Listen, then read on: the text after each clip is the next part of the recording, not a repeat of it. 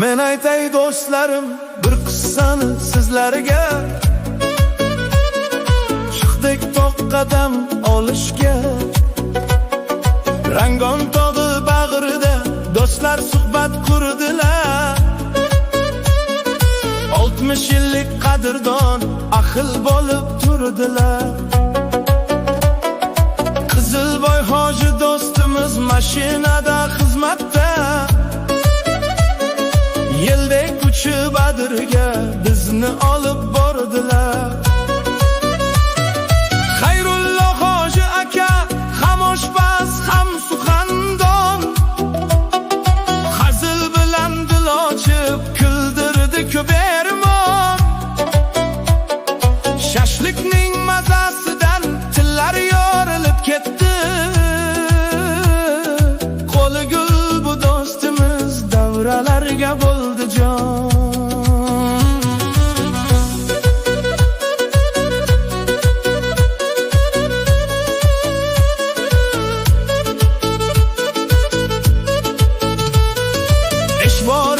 Hasan do'st qozon boshida turib qaynatdi bir sho'rvani.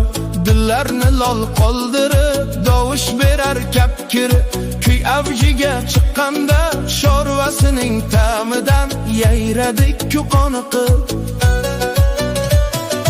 Ubaydullo do'stimiz olishga tushgan polvonlarning qissasidan gap sotar yozib dildan dardlarni.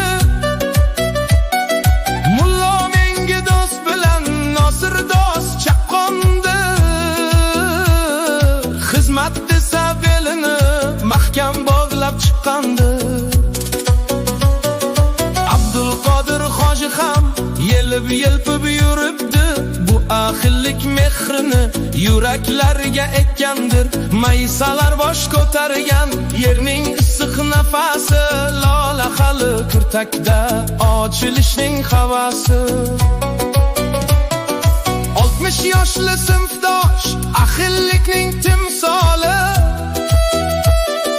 Rangon tog'ni to'ldirgan bahorning xush shamoli. Elga mashhur bo'libmiz, duolarda tildamiz. Yoshlarga o'rnak bo'lgan do'stlikning chin misoli. Shu gurunqa Akram hoji gap berdi laqaychalab. Rahmon Ali xizmat qilib turdi zipillab. Usto Aliyor qo'lda telefon oldi kamera qilib. Xullas bo'ldi zo'r sayohat, hamma ketdi quvonib. Qiziqi keyin bo'ldi, tinglang endi do'stlarim. Olamni tutib ketdi bizning aytgan so'zlarim. Dam olish tomoshasin ko'rib butun yer yuzi. Hayratda qoldi bugun hatto dushman ko'zlari. TikTok, Instagramlarda trend bo'lib